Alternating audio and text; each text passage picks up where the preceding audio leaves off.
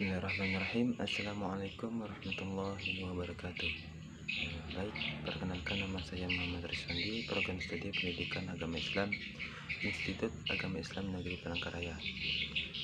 Baik, di sini saya ingin melaksanakan tugas UTS mata kuliah pengembangan bahan ajar PAI berbasis IT. Adapun materi yang akan saya bahas pada kesempatan kali ini yaitu materi terkait akidah Islam. Mata pelajaran akidah akhlak kelas 7. Baik, langsung saja kepada materi, di mana dalam pengertian akidah Islam itu makna akidah secara bahasa berasal dari kata akada, yaqidu, aqidatun, yang berarti ikatan atau perjanjian. Para ulama memberi pengertian akidah sebagai berikut, yaitu ma aqadama alaihil qalbu wad dhamir, yang artinya sesuatu yang terikat kepadanya hati dan hati nurani. Dalam Al-Quran juga kata akidah sering disebutkan, antara lain dalam surat Al-Maidah ayat 1 yang berbunyi ya ayyuhalladzina amanu aufu bil uqud, yang artinya wahai orang-orang yang beriman, penuhilah akad-akad itu. Kemudian yang dimaksud dengan akidah adalah janji atau keyakinan kepada Allah Subhanahu wa taala. Menurut istilah, akidah adalah suatu pokok atau dasar keyakinan yang harus dipegang oleh orang yang mempercayainya. Dengan kata lain, maka akidah Islam atau al-aqidah al-islamiyah bisa diartikan sebagai pokok-pokok kepercayaan yang harus diyakini kebenarannya oleh setiap orang yang beragama Islam atau Muslim. Kemudian masuk kepada materi dasar-dasar akidah Islam. Dasar hukum akidah Islam adalah Al-Quran dan As-Sunnah. Karena itu akidah Islam bersifat tauqifi, artinya tidak dapat ditetapkan kecuali berdasarkan dengan dalil syar'i, yaitu Al-Quran dan As-Sunnah. Kemudian maka apapun yang ditunjukkan Al-Quran dan As-Sunnah harus diimani, diyakini, dan diamalkan dalam perbuatan. Sedangkan yang tidak ditunjukkan oleh Al-Quran dan As-Sunnah maka harus ditinggalkan.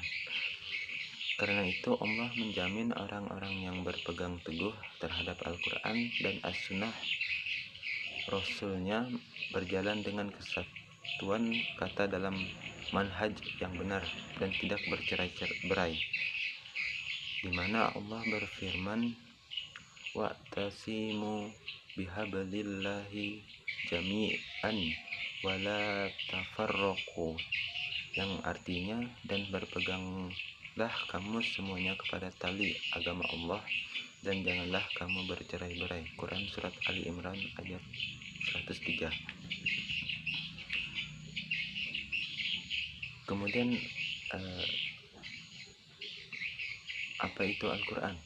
Al-Quran adalah firman Allah Subhanahu wa taala yang diwahyukan kepada Nabi Muhammad SAW dengan perantara malaikat Jibril, di mana melalui Al-Quran inilah Allah Subhanahu wa taala menuangkan firman-firmannya berkenaan dengan konsep akidah yang benar, harus diyakini dan dijalani secara mutlak serta tidak boleh ditawar oleh semua umat Islam. Kemudian al-hadis, di mana hadis ini ialah segala ucapan, perbuatan, dan takrir, sikap diam Nabi Muhammad SAW. Islam telah menegaskan bahwa hadis menjadi hukum Islam kedua setelah Al-Quran, baik sumber hukum dalam akidah maupun dalam semua persoalan hidup. Di sini hadis dijadikan dasar hukum kedua setelah Al-Quran,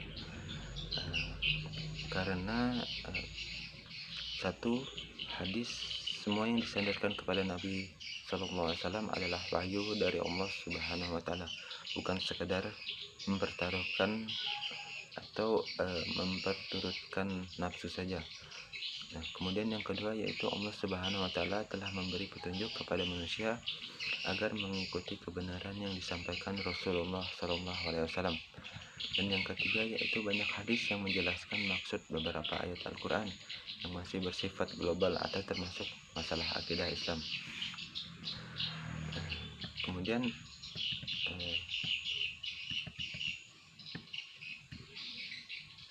tujuan mempelajari akidah Islam, di mana yang pertama yaitu untuk memupuk dan mengembangkan dasar ketuhanan yang telah ada sejak manusia lahir. Kemudian tujuan yang kedua yaitu untuk menghindari diri dari kemusyrikan. Dan tujuan yang ketiga yaitu untuk menghindarkan diri dari pengaruh akal pikiran yang menyesatkan. Dan tujuan yang keempat yaitu memupuk dan mengembangkan dasar ketuhanan yang ada sejak lahir. Kemudian tujuan yang kelima yaitu menghindarkan diri dari pengaruh akal pikiran yang menyesatkan. Kemudian masuk kepada materi pengertian iman, Islam, dan ihsan. Pengertian iman menurut bahasa amana yu'minu imanan, yang berarti percaya. Sedangkan menurut istilah iman itu adalah membenarkan dengan hati, mengucapkan dengan lisan, dan dilaksanakan dengan anggota badan atau perbuatan. Kemudian pengertian Islam. Islam secara bahasa yaitu Islama yaslimu islaman, yang artinya tunduk, patuh, menyerah diri, dan selamat. Sedangkan menurut istilah Islam ialah agama yang mengajarkan agar manusia tunduk, patuh, dan berserah diri sepenuhnya kepada Allah Subhanahu wa taala. Kemudian pengertian ihsan.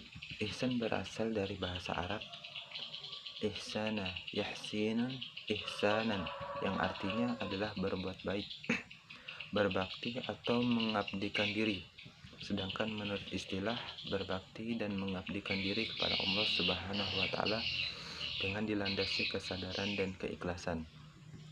Berbakti kepada Allah yakni berbuat sesuatu yang bermanfaat bagi diri sendiri, sesama manusia, maupun bagi makhluk lain. Semua perbuatan itu dilakukan semata-mata karena Allah, seolah-olah orang yang melakukan perbuatan itu sedang berhadapan dengan Allah. Kemudian adapun hubungan iman, Islam, dan ihsan ini tidak bisa dipisahkan satu dengan yang lainnya.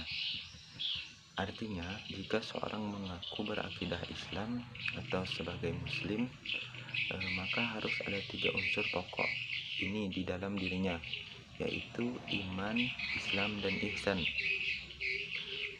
Ketiganya mempunyai hubungan yang sangat erat, di mana iman menekankan pada akidah dan keyakinan atau amal batin. Ilmu yang membahasnya adalah ilmu tauhid, yaitu hal-hal yang diyakini oleh seorang yang mukallaf atau orang yang telah dewasa yang wajib menjalankan hukum-hukum agama, yang terdiri dari ketuhanan, kenabian, dan hal-hal yang sam'iyat atau masalah yang gaib. Kemudian Islam. Islam ini lebih menekankan pada amal lahir, tindakan yang nyata sebagai bukti keimanannya. Ilmu yang membahasnya adalah ilmu fikih, yaitu ilmu tentang hukum-hukum syariat praktis yang diwajibkan oleh Allah Subhanahu wa taala untuk dilaksanakan oleh kaum muslimin. Nah, kemudian yang selanjutnya yaitu ihsan.